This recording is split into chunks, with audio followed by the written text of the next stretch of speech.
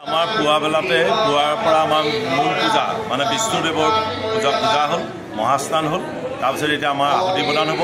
তাৰ লগতে বিষ্ণু যজ্ঞৰ লগতে সংগতীয়াভাৱে পঞ্চাংগ সস্তায়ন কৰা হয়।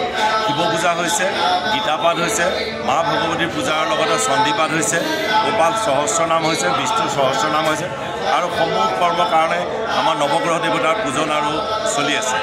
এই যজ্ঞটো 5 দিনীয়া কাৰ্যসূচী হৈছে। প্ৰথম দিৱসত যিকোনো শুভ কৰ্মৰ প্ৰাক মুহূৰ্তত অধিবাস কৰ্ম কৰা হয়। প্ৰথম দিৱসত আমাৰ সন্ধ্যা লগা অধিবাস কৰ্ম হৈছে আৰু যোৱাকালি যজমানে এই যজ্ঞৰ যি আভ্যুদয় শ্ৰাদ্ধ হয়, শুভ কৰ্মৰ প্ৰাক মুহূৰ্তত পুৱাবেলা আভ্যুদয় শ্ৰাদ্ধ কৰাৰ নিয়ম, আভ্যুদয় শ্ৰাদ্ধ হৈছে আৰু তাৰ লগে লগে যজ্ঞৰ মূল পূজা আৰম্ভ হৈছে। কালি প্ৰাণ প্ৰতিষ্ঠা, ভগৱানৰ প্ৰাণ প্ৰতিষ্ঠাকে আৰম্ভ কৰি সেইখিনি হৈছে আহুতি প্ৰদান হৈ আছে। এই যজ্ঞটো বিষ্ণু যজ্ঞ কাৰো ব্যক্তিগতভাৱে কাৰো নামত নহয়, কোনো অনুষ্ঠান প্ৰতিষ্ঠানো নহয়। ইয়াত বিশ্বৰ কল্যাণৰ কাৰণে এই যজ্ঞ প্ৰতি বছৰে অনুষ্ঠিত হৈ আছে। এইবাৰতে তাৰ কোনো ব্যতিক্ৰম নহয়, সেই বিশ্বৰ কল্যাণৰ কাৰণে হৈছে। ইয়াত ঋগ্বেদৰ পুৰুষ সূক্ত বুলি কয় 16টা মন্ত্ৰ আছে। সেই 16টা মন্ত্ৰৰে আহুতি প্ৰদান কৰা হয়। এইটো সহস্ৰ শিষ্যৰ প্ৰতি পুৰুষ সূক্ত বুলি কোৱা হয়।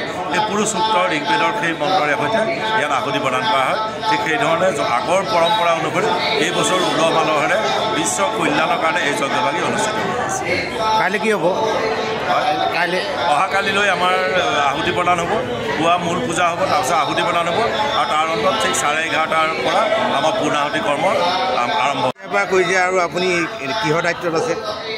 মই এই মন্দিৰ কমিটিৰ সভাপতিৰ দায়িত্বত আছোঁ, যজ্ঞ মন্দিৰ আৰু মন্দিৰ কমিটিৰ। আমাৰ এই পৰম্পৰাগতভাৱে যজ্ঞভাগ আজি বহু বছৰ ধৰি চলি আহিছে।